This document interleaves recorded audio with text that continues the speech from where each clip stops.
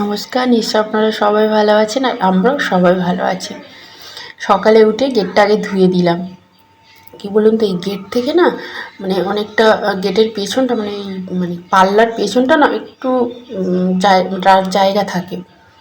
তো এই গ্রিলের মধ্যে থেকে না বিড়াল, তারপরে পেঁজি এগুলো উঠে না ওখানে থাকে। তো ওই জল দিয়ে আগে ধুয়ে দিই, তারপরে ফিনাইল দিয়ে জল দিয়ে মুছে দিই। এটা ভালো করে জল দিয়ে আগে ধুয়ে দিলাম, একটু জল ছাড়াও দিয়ে দিয়েছি বাইরে।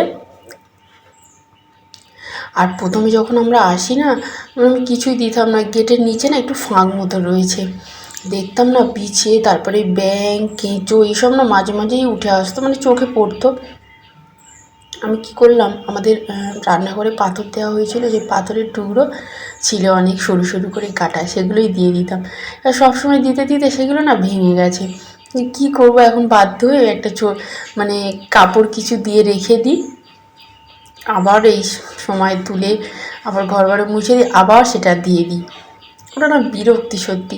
একটু যে নিশ্চিন্তে থাকবো, গেটটাই শুধু দিয়ে দেবো, গেটের নিচে আবার এটা দাও ওটা দাও, সত্যি এগুলো না খুব ঝামেলা।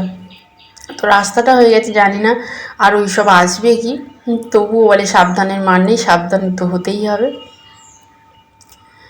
আর ওটা মোছা হয়ে গেলে সদর গেটটা ধুয়ে দিয়ে ঘর বাড়িও সব মুছে নিয়েছি। আর আমার রান্নাঘরের এই গ্রিলগুলো না, এই সামনেই রান্না করি, এই জানালার সামনে।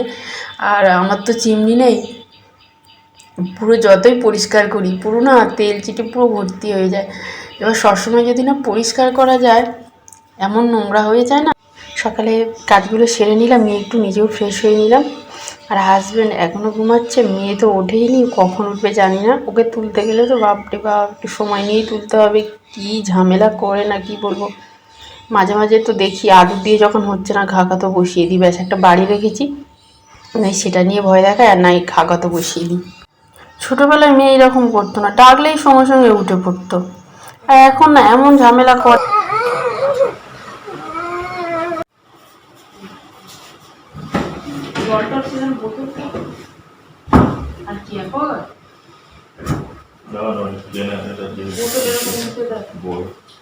ও বাবা, বাবা ওই মামির কাছে যাবে কিন্তু।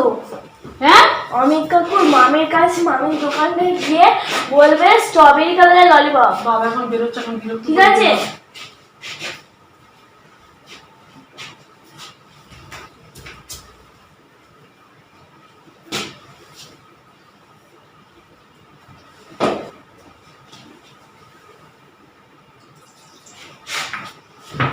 টাটা বাবা, I love you। ওরকম যাওয়ার সময় তো বাবাকে বাবা বাবা বলে ডাকবে না তো, পিছনে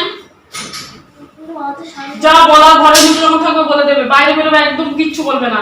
কি সব বলছিস? ঠাকুরের নম্বর করে নাও। টাটা।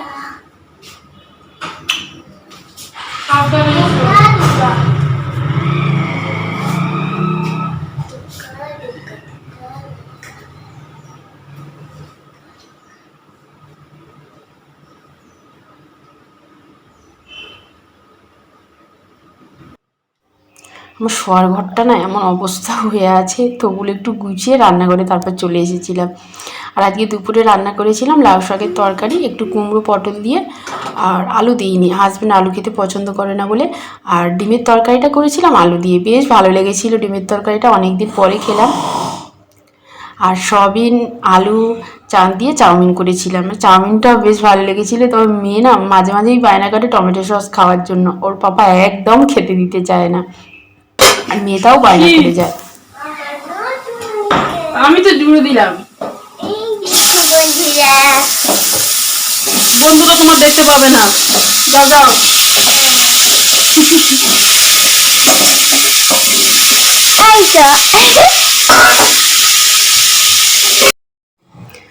আর কি বলুন তো, হাজারো কষ্টের মধ্যে না যখন বাচ্চারা এসে জড়িয়ে ধরে, মা বলে ডাকে, তখন না সমস্ত কষ্ট ভুলে যায়, জানেন তো।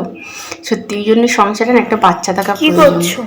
এগুলো কুঁটবো, এই যে মুখ বেরিয়েছে না, এইসব মুখ বেরিয়েছে, আদা এগুলো কেটে নিয়েছি, ওই রান্নাঘরে ছাদে। আচ্ছা শোনো না মা, একটু বাটি করে চাল দিও তো। কেন?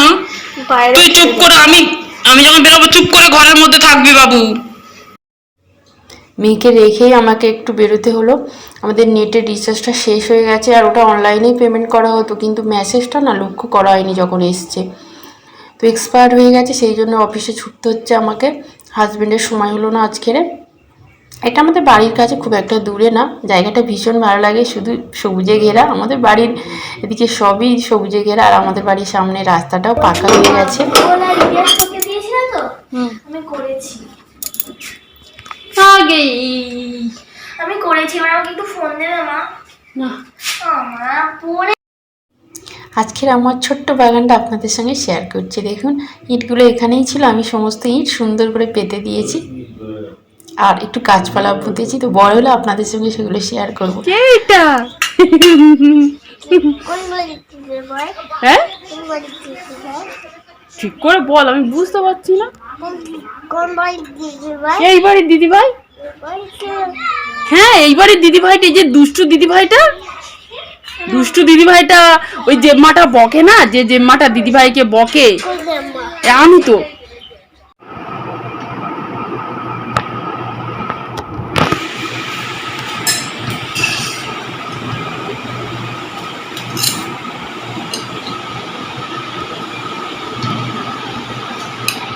ওই এসো,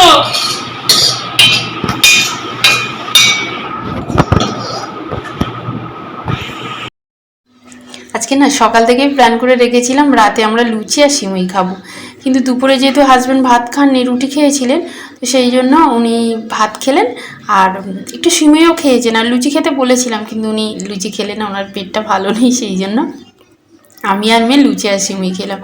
আর অনেক দিন থেকে না মেয়ে বলছিল মা সিমুই করো, আমি না করতাম না। আমার মেয়েটা না প্রতিদিন আলাদা আলাদা খাবার খেতে চায়, কিন্তু সত্যি আমাদের পক্ষে সম্ভব নয় প্রতিদিন আলাদা আলাদা খাবার করে দেওয়ার। আজকের একরকম, কালকের আরেক রকম, সম্ভব হয় না। তো আমার মেয়েটা না, কি বলবো, বাচ্চা তো বায়না করে, তো আবার বুঝিয়ে ঠিক করে দিই, আর ও লুচি পেলে না খুব খুশি হয়। ও এগুলো খেতে খুব ভালোবাসে, বিস্কুট মুড়ি এগুলো একদমই খেতে চায় না, সবসময় সম্ভবও হয় না, মানে বাড়িতে থাকলেও সবসময় করে দেওয়া সম্ভবও হয় না। আর আমাদের মতো মধ্যবিত্ত পরিবারে সত্যি প্রতিদিন আলাদা আলাদা খাবার, সে তো সম্ভবই নয়। তো মেয়ে খুব আনন্দ করে খেয়েছিল, তবে ও না এই খেতে ভালোবাসে যে প্রতিদিন আলাদা আলাদা, কিন্তু ও যে বেশি করে খায় সেটা না। তবে একটু লুচি খেয়েছিল 4-5টার মতো, আর সিমুইও বেশি খেতে পারিনি, তবে হাজব্যান্ড অনেকটাই খেয়েছিল। হাজব্যান্ড এসব খেতে আবার খুব ভালোবাসে, মানে যে কোনো জিনিস একটু পেট ভরে খেতে ভালোবাসে, আর খাওয়ার পরে না ওনার আবার পেটটা খারাপ হয়েছিল। ঠিক আছে, এখানে রাখছি, গুড নাইট।